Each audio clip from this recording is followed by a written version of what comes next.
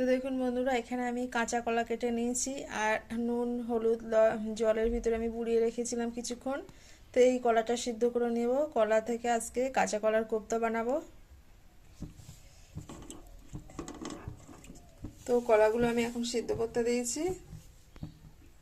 আর এদিকে কেটে নিয়েছি পেঁয়াজ, কাঁচা লঙ্কা, টমেটো, গাজর। আর এখানে নিয়েছি একটা পেঁয়াজ আর ধনিয়া পাতা আর কাঁচা লঙ্কা। এগুলো আমি শিলে বেটে নেব। কলা সিদ্ধ হতে টাইম লাগবে।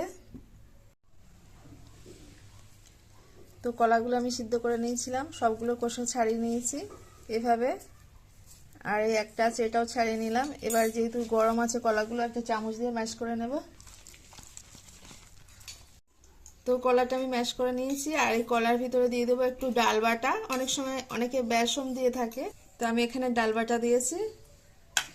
আর দিয়ে পেঁয়াজ কুচি আর কাঁচা লঙ্কা।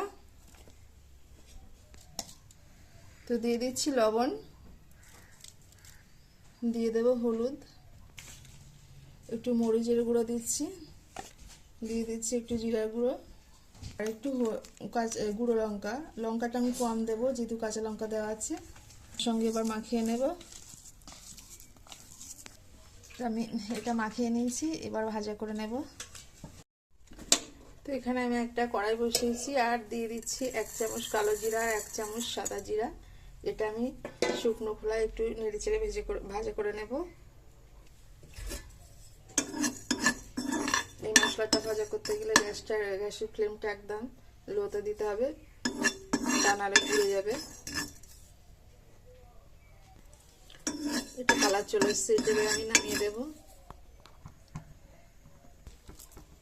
এভাবে আমি গোল গোল করে নিয়ে হাতের সাহায্যে একটু চেপে দেব।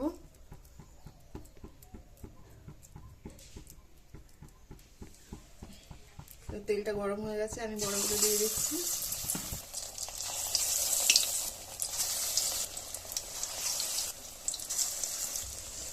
তো সমস্ত বড়াগুলো আমি এভাবে ভেজে নেব। আমি একবার দিয়েছি, এখনো আরেকবার দিতে হবে। তো ভাজা করে নিয়ে তারপর আসছি। তো আমি সমস্ত বড়াগুলো ভেজে তুলে নিয়েছি। তো ওই কড়াতে আমি আরেকটু তেল দিয়ে নিয়েছি আর দিয়ে নিচ্ছি ফোড়নের জন্য শুকনো লঙ্কা আর 1/2 চা চামচ জিরা। দিয়ে দিচ্ছি যে টমেটো আর গাজর কেটে রেখেছিলাম সেগুলো।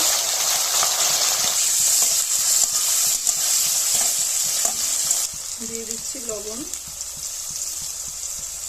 হলুদ, ধনিয়ার গুঁড়ো, জিরের গুঁড়ো, অল্প একটু গুঁড়ো লঙ্কা।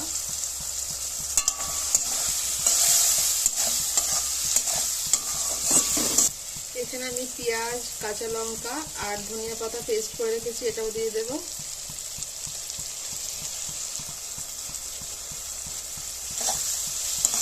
এবার এগুলো আমি একসঙ্গে একটু কষিয়ে নেব। একদম অল্প পরিমাণে একটু জল দিয়ে দেবো মশলাটা কষার জন্য।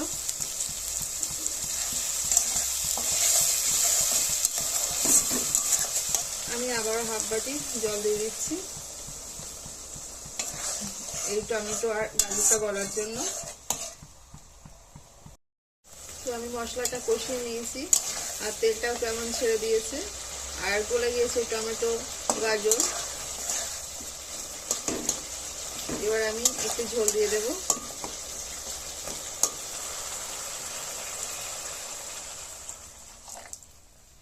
এবার আমি বড়াগুলো দিয়ে দেব।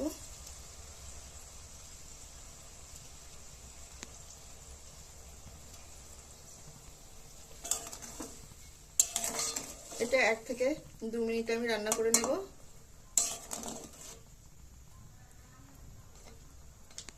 তো আমি 2 মিনিট মতো ফুটিয়ে নিয়েছি। আমি এবারে দিয়ে দেবো যে কালো জিরা আর জিরাটা গুঁড়ো করে নিয়েছি, ভাজা করে রেখেছিলাম, সেটা ছড়িয়ে দেব।